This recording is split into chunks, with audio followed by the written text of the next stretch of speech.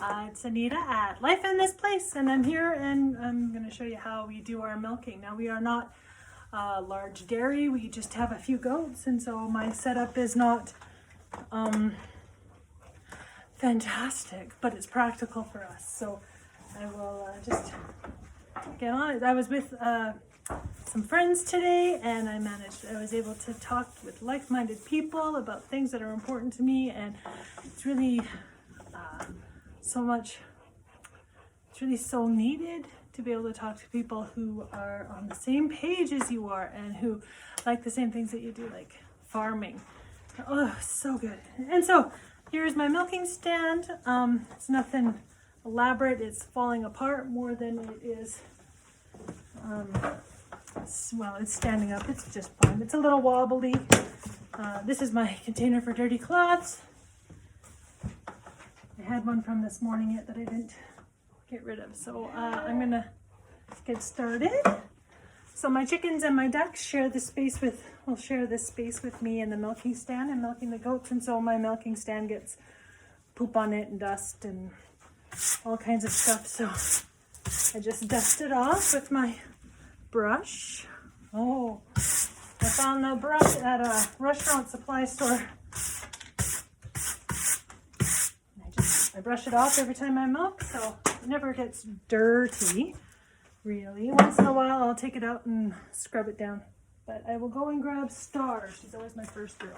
And she's my first girl because the feed bucket has to be full, or else she will spill it. So she is my first girl. I used to milk Fiona first, but Star has become a little... annoying isn't the right word, because she's a goat, and goats are a little bit troublesome. So I'm just going to be right back. There she is. No, over here, baby. Yeah. Oh, you're such a stink. There you go. Here's my girl. So when I get them up here, I do just a little check of them, rub them over a little bit, make sure that nothing's sore. I'm not favoring a leg. If I feel really up to it, I'll check hooves. But I don't want to get my hands dirty before milking. She's mad at me. There you go. That's a good girl. She will kick, but she doesn't do bad. She's not horrible. So I milk into these 1 liter quart jars. I have a microfiber cloth that I bring out in my quart jar to keep it nice and clean. And I just give her udder a nice rub down. I'm basically just getting the dust off. I just cleaned out their barn so they don't have a bunch of poop or anything in there. Like I said, I'm not a dairy. We are up and intimate with all of these possible bacteria and pathogens out here every day. I'm not worried about us getting sick from them. I do keep the milk as clean as I can though. So the first couple of squirts we don't put into the bucket because of possible bacteria growing up inside of the teats. And then I don't know if I can, and I just milk. She has small teats. She's actually quite difficult to milk compared to Mary and Fiona. She takes a little while and it hurts my hands a little bit more, but one day soon I'll bring out my milk machine and get that figured out. So I was 2 hours away today at I'm going to call it a local farm store. They make their feed that's another 2.5 hours from them, but it's all local to Alberta. It's all made here. It's not organic, but it is soy free, and it is, you know, it's not pressed into pellets. It's just a milled feed. Oh, I missed. So it's ground up grains. I'm not doing a very good job explaining it. I'm very tired. Been up a long time. It's fun when you travel a long ways when you are on a farm because you wake up early You do all your farm chores, and you get home just in time to do all your farm chores. You're already tired. It's all right, that's what coffee's for. And lots of people milk using both hands into a larger container, but I like to milk into this quart jar because once in a while they'll kick. And they say, you know, no use crying over spilt milk, but I'm not going to say I've cried about it recently, but I have sworn.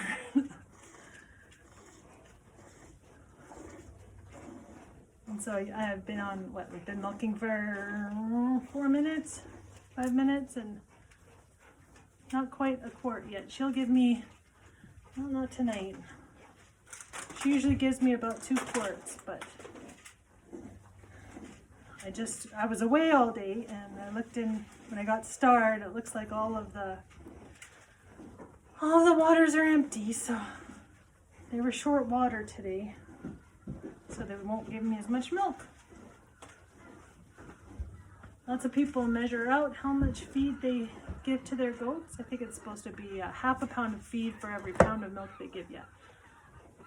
I don't have that kind of time. It won't take that much time, but it's just one more thing to add to the list of chores to do, and I will just let them eat until I think that they have eaten enough. And then I'll take the bucket away. Star knows if she starts fiddling with that bucket and pushing it around, I'll take it away. So she's being on her best behavior right now.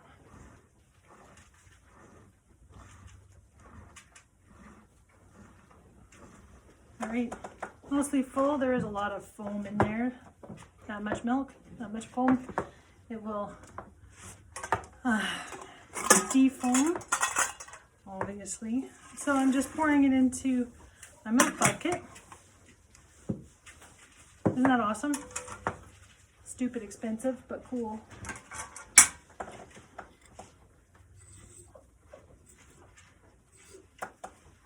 My sleeves are trying to get in the way, so she's not going to give me two. She likes to hold back, and so when I feel like she doesn't have anything left, I give her a nice massage. And I have to milk her as much as I can. I have to get out as much as I can, because otherwise you're looking at mastitis and other bacterial issues. And if you get it all out, then you can, the supply is on demand. So if you're using more, you'll get more.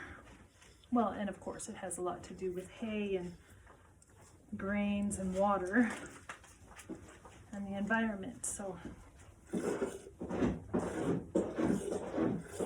you hear that? I don't know who's scratching. Someone's scratching on some wood in there. My girls have a little bit of hoof issues. We need to get them some hard surfaces to walk on. I don't have hard surfaces for them. So I'm going to be looking for some sidewalk blocks. If I can find some secondhand that somebody's used already and they're just moving or tearing out and they don't want anymore, that would be great. Or chunks of cement pad that nobody wants anymore. If they're taking out their cement pads, I would love those. And just pile them in a pile in the pasture, and the girls can run on top of them and jump and play. Because they are, this is Star, and she is getting older, but I've seen her want to play. Jumping around with the babies. But walking on the harder surface, it trims their hooves for me. The ducks are coming to bed. Oh, Mr. McLaren. He tries to, Mr. McLaren is our turkey, and he always wants to sleep on my milking stand, but we put him on a sawhorse over on the other side of the barn there. Every night we pick him off of the milking stand and put him on the sawhorse. But tonight he made it over there all by himself. Good job, buddy.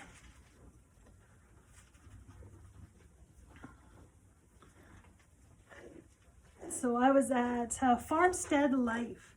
If you want to check them out, if you're in Alberta. I don't think they're going into BC or Saskatchewan as of yet. They are ambitious people though. So Farmstead Life, you can look her up. Aurora Ag also on Facebook. And they have all kinds of feed. I grabbed some goat supplements from her. And I bought some rabbit feed. So we're going to see how our rabbits do with her feed instead of the pellets, because with her feed I know that the feed will always be the same, and if they change it they'll let me know. But when you're buying from a big store, a big supplier, then they can change the feed depending on what is the cheapest to purchase. And with this year's crappy harvests, we don't really know what's going to happen with what the feed is going to be made up of. And so I'm finished milking her. As you can see that she wants out. And I have here some beet pellets. She loves them.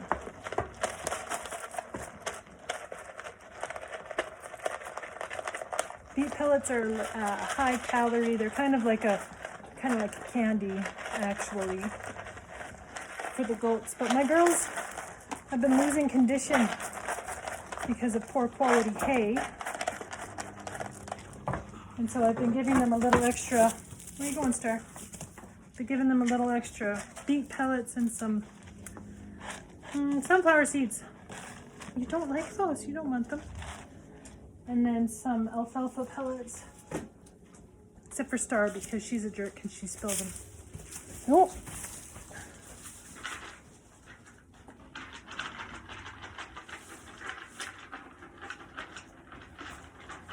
She pulled me away. And yeah, I just have two halters, and I just put them in halters. Lots of people use collars, but I use halters because I don't know if you've ever tried to walk a goat, but my goats are not tiny. And walking a goat by a collar, they kind of have all the power in their shoulders, and they can just pull you wherever they want to go if they're a bigger goat. But if you have control of their nose, they go where their head goes. And so it has saved me a lot of struggle. But my girls with no horns know how to pull out of that, is the only problem. So you have to be careful how you're walking them. I'm gonna grab Fiona. That's my girl.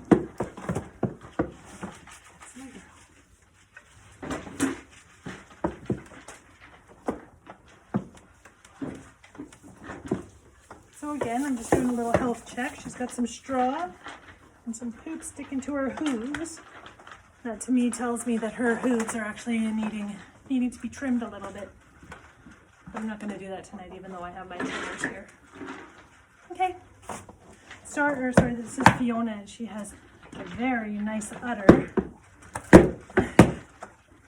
She likes to jump. She does not like that. She says, stop it. As you can tell, they're not in any kind of pain. They're just annoyed with me.